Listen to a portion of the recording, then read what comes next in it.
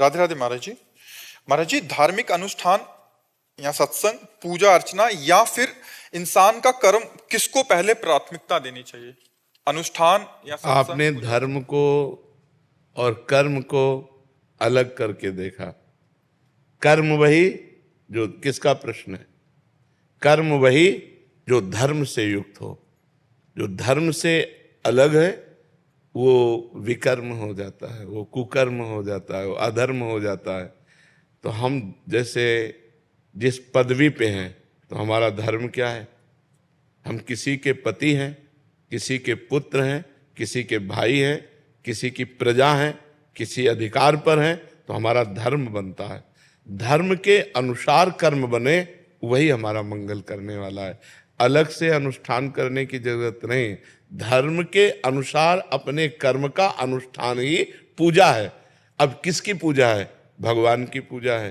तो भगवान का स्मरण करते रहो। मामुनिस्मर युद्ध च, युद्ध रूपी कर्म करो और मेरा स्मरण करो। अर्जुन को तत्कालिक उपदेश भगवान कर रहे हैं। तो हमारे लिए जो कर्तव्य कर्म है वही हमारी पूजा है। अब जैसे आप एक ऑफिसर हो, आपको घूस नहीं लेना, आपको अधार्मिक पुरुष को, दोषी पुरुष को बख्शना नहीं है और निर्दोष को दंड नहीं देना है।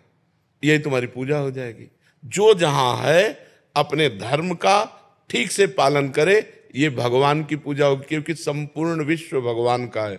और विश्व में, भारत देश में आपको जो अधिकार मिला है उसके अनुसार व्यवहार करे। माता पिता के सामने आपका कैसा व्यवहार होना चाहिए, पत्नी से आपका कैसा व्यवहार होना चाहिए, समाज से आपका कैसा व्यवहार होना चाहिए। जिसे आप कर्म करके अलग बात कर रहे हो, उसी को हम कह रहे हैं धर्म पूर्वक किया जाए तो भगवान की प्राप्ति कराने वाली पूजा है। केवल पूजा का नाम अगरबत्ती या धूप बत्ती घुमाना नहीं है। पूजा का मतलब अपने कर्तव्य का पालन करना, लेकिन कर्तव्य धर्म पूर्वक आपको ज्ञान होना चाहिए। अपने कर्तव्य के पालन में कहीं भी त्रुटि नहीं होनी चाहिए। भय, प्रमाद, प्रलोभन स्पर्श भी नहीं करना चाहिए। अगर भय, प्रमाद, प्रलोभन स्पर्श करेगा तो आप अपने धर्म का पालन नहीं कर पाएंगे। समझ पा रहे हैं आप जी? विपुल जी दिल्ली से। राधे राधे।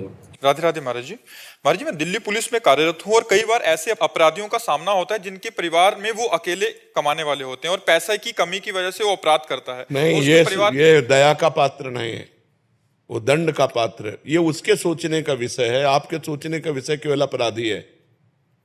वो अकेला है या वो दीन है या वो गरीब है, ये सोचने का विषय नहीं। आपके सोचने का विषय केवल आपने जो अपराध किया उस अपराध का दंड देने का, उस अपराध का दंड देने तक पहुंचाने का, ये मेरा कर्तव्य है। मैं अपने कर्तव्य का पालन करता हूं। तुम अकेले हो या 100 हो, तुम गरीब हो या धनी हो, इससे कोई तात्पर्य नहीं। उस पर दया नहीं करनी चाहिए। हाँ, इसमें एक गुंजाइश हो सकती है।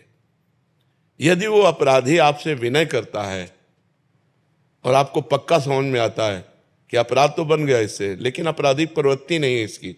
कभी कभी ऐसे भी लोग होते हैं जिनकी आपराधिक प्रवृत्ति ना होने पर तात्कालिक संयोग से अपराध बन जाता है, वो समझ में आ जाता है। तो हमको उनको बख्शने की तो बात नहीं कह सकते, क्योंकि कानून के लिए न्यायालय है।